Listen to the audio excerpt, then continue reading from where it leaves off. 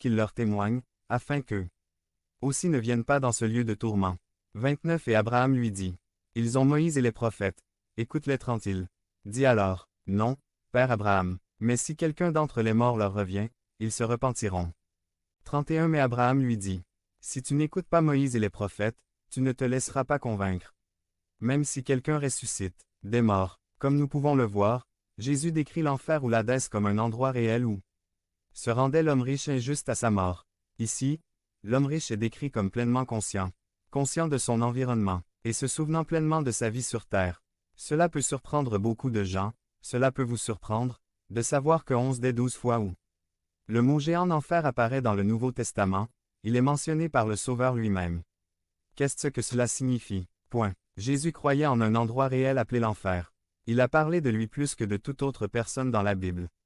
Et il parlait de l'enfer encore plus que du ciel. Dans le Sermon sur la montagne, Jésus a mentionné l'enfer, ou le jugement final, au moins 6 fois.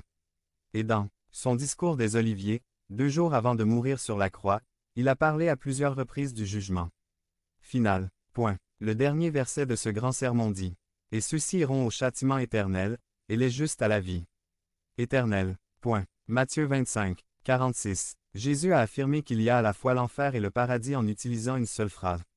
On ne peut pas croire à l'un sans croire à l'autre. Jésus est notre première et ultime source de connaissances concernant l'existence et les descriptions d'un lieu réel appelé l'enfer. Maintenant, les gens ne se demandent pas seulement si l'enfer est un endroit réel.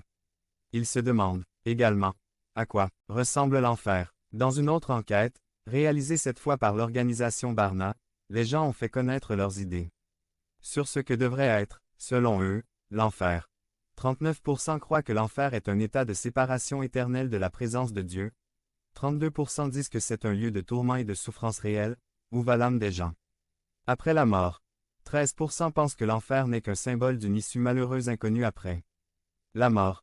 16% n'étaient pas sûrs de l'existence de l'enfer ou ont déclaré qu'ils ne croyaient pas qu'il y ait une vie après la mort. Ce que l'on observe à travers cette statistique et d'autres similaires, c'est que la majorité des gens croient en un endroit appelé l'enfer même si leurs idées sont loin d'être unanimes. Beaucoup ont élaboré leur propre théorie sur l'enfer. Lorsque je conduisais des caravanes, mes collègues disaient parfois, l'enfer, c'était Portland entre 15h et 18h, les heures les plus chargées. Point. D'autres disent que lorsqu'ils mourront, ils voudront aller en enfer parce que leurs chanteurs et artistes préférés seront là, comme Lucha Villa, Vicente Fernandez, etc. Devenez membre de la chaîne et AIDEZNOUS à propager la parole de Dieu dans le monde entier. Dimanche 17 mars.